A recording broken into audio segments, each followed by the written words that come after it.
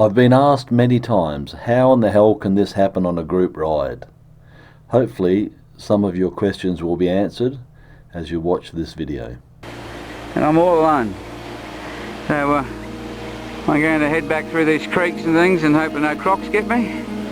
And I'll be going back to the camp and just sit back there and wait. I'm just keeping up off the river in case there's crocs in it. Well, I've for about an hour just trying to get a drink out of my backpack, and you wouldn't believe it, the camelback's got a hole in it and it's all leaked out. So, no water, but you know, it's only another probably 4 or 5 k's. The deal is what, you're going to walk back to the camp? Yeah, I'll walk back to the camp. We'll go into Elizabeth and tell them fly the helicopter out. That phone here, we're just waiting for that phone here. Oh. So pick it up in 3 hours. Yep. On the camera this side. Want to see my fucking rusty bullet hole? That's a shotgun hole, mate. Spike's cactus, so he's going to have to walk back 6.5 k's, I think, to camp. And hopefully the two-way radio works there to the main station. And this is a spot where we've looked. You may be able to get a helicopter in here to lift his bike out. So as long as Mike's safe, he can get a helicopter out to the main station. So Mike, make sure you stay on the track. I will. Yeah. Can you show us your bruise? Show us your belly. Yeah. And the front of your belly. Oh, dear.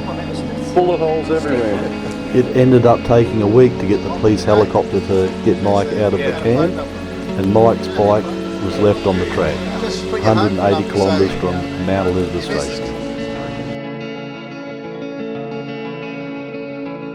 When heading out on an extreme ride, you must ask yourself, am I prepared mentally, physically and emotionally?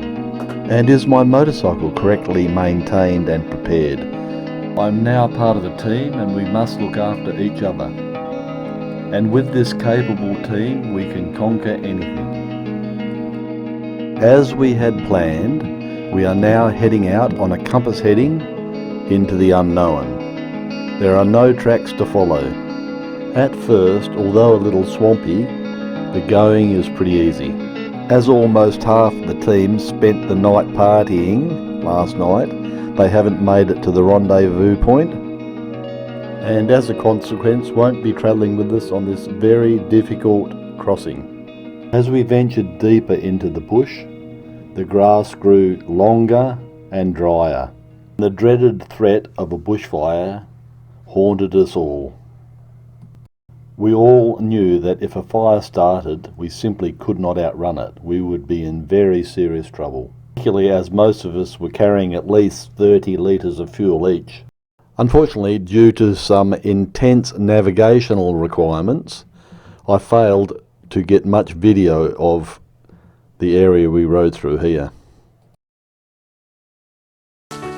Adrian? I rode like a girl. Went into the mud and went down. After a whole day of pushing through this pretty tough environment, I must say that I was pretty happy to see this road. And I'm sure I wasn't the only one.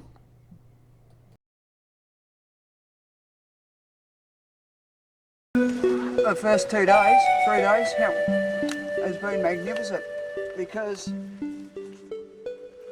unlike the other day, I can smile. So the river crossing was great. We all pitched in and carried the bikes across. Got to wash all my bits this morning with soap, so it was great. Yeah, good. I was a bit confused back there which way to go, but the water ran downhill, that's where the track must have been. It's the track's what you expected or looking forward to, or? I had no idea what to expect, to be honest. It's an Ed track, I think. I think it meets Ed's criteria. I think it was a track. It's about what I expected. Yeah. Adrian? Perfect. Perfect? This is what we want. So you got sick of driving down the gravel roads? Oh, bloody hell. This is more like a good adventure. Yeah, good Ed, thanks. Like Tony, tell us how you really feel. There's a bit of quicksand problem there. You found some quicksand? Yep. Black Brahman there just to keep us company. Yeah, it was. I saw him. Yeah. Nice sharp. Too bad That's a big horse, isn't he? He was interested, but And now everyone's pretty glad that we've made it back onto the actual Mitchell Falls Road. And we'll be catching up with the other party goers at the Mitchell Falls. They took the easy way down the formed road. And if you look carefully below the arrow, there's a dingo crouched down watching us all. From a safe vantage point, I guess.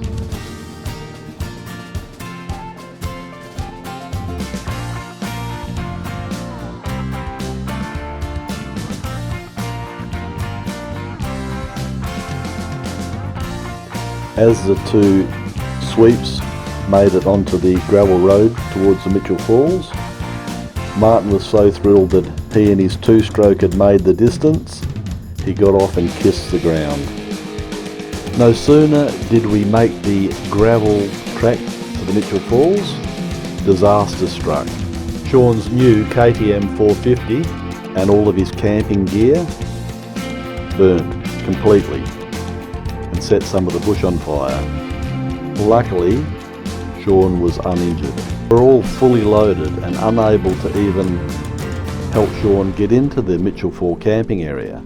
Luckily, the local ranger was able to help us get him in and provide him with a swag. A couple of days later, we were able to arrange for the Aboriginal Health Service plane to fly Sean back to Derby.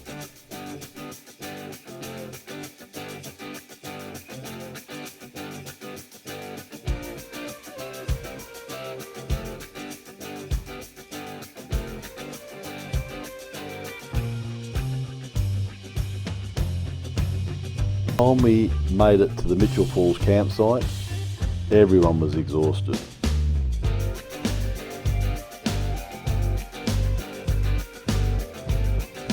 I noted that evening the mood was very sombre in the campsite.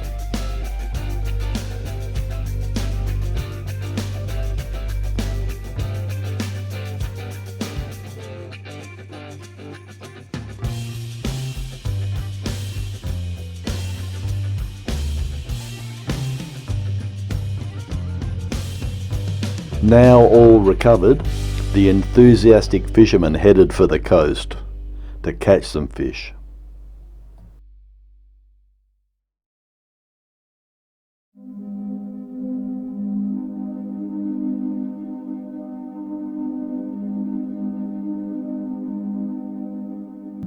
Joel was first back from a fishing trip and had his fish cooked up in no time.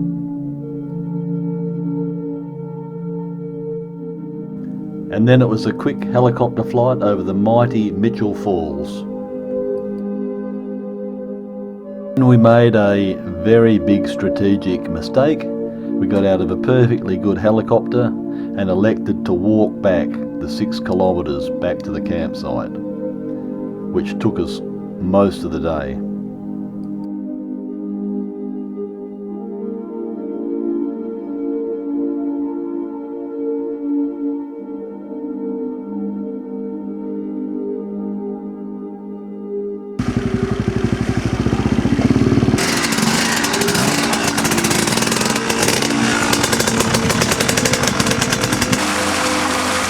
Have a good trip.